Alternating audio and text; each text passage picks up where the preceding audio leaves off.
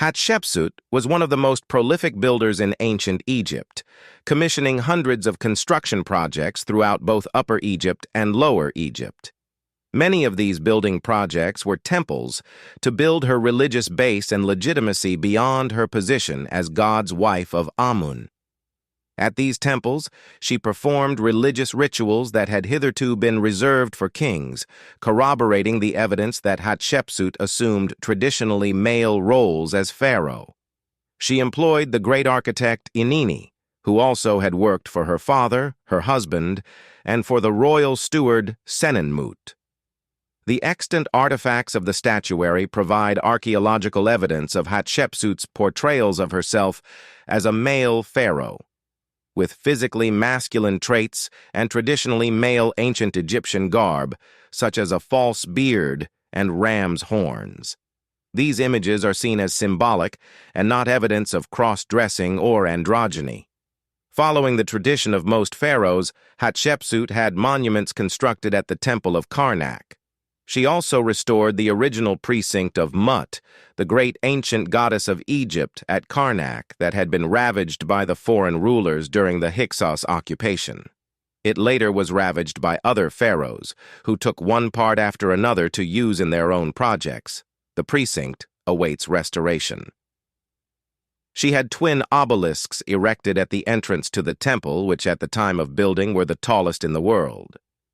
Only one remains upright, which is the second tallest ancient obelisk still standing, the other having toppled and broken in two.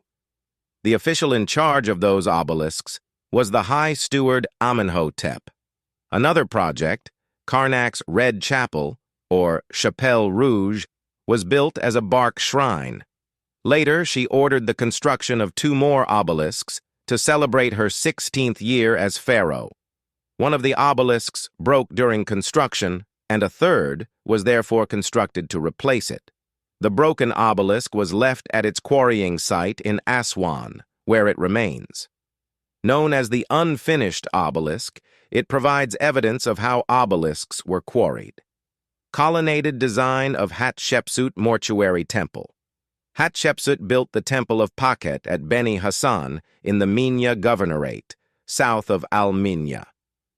The name, Pakhet, was a synthesis that occurred by combining Bast and Sekhmet, who were similar lioness war goddesses, in an area that bordered the north and south division of their cults. The cavernous underground temple, cut into the rock cliffs on the eastern side of the Nile, was admired and called the Speos Artemidos by the Greeks during their occupation of Egypt, known as the Ptolemaic dynasty. They saw the goddess as akin to their hunter goddess, Artemis. The temple is thought to have been built alongside much more ancient ones that have not survived. This temple has an architrave with a long dedicatory text bearing Hatshepsut's famous denunciation of the Hyksos that James P. Allen has translated. This temple was altered later, and some of its insides were altered by Seti Tharford of the 19th dynasty in an attempt to have his name replace that of Hatshepsut. Following the tradition of many pharaohs, the masterpiece of Hatshepsut's building projects was a mortuary temple. She built hers in a complex at Deir el-Bahari. The identity of the architect behind the project remains unclear. It is possible that Senenmut, the overseer of works, or Hapuseneb, the high priest, was responsible. It is also likely that Hatshepsut provided input to the project. Located opposite the city of Luxor, it is considered to be a masterpiece of ancient architecture. The complex's focal point was the Djeser Djeseru, or the Holy of Holies, official lauding. See also Depiction of Hatshepsut's Birth and Coronation. Large granite sphinx bearing the likeness of Hatshepsut, depicted with a false beard. Hatshepsut was often portrayed in lion-form sphinx when she ruled as king, as in this granite sculpture.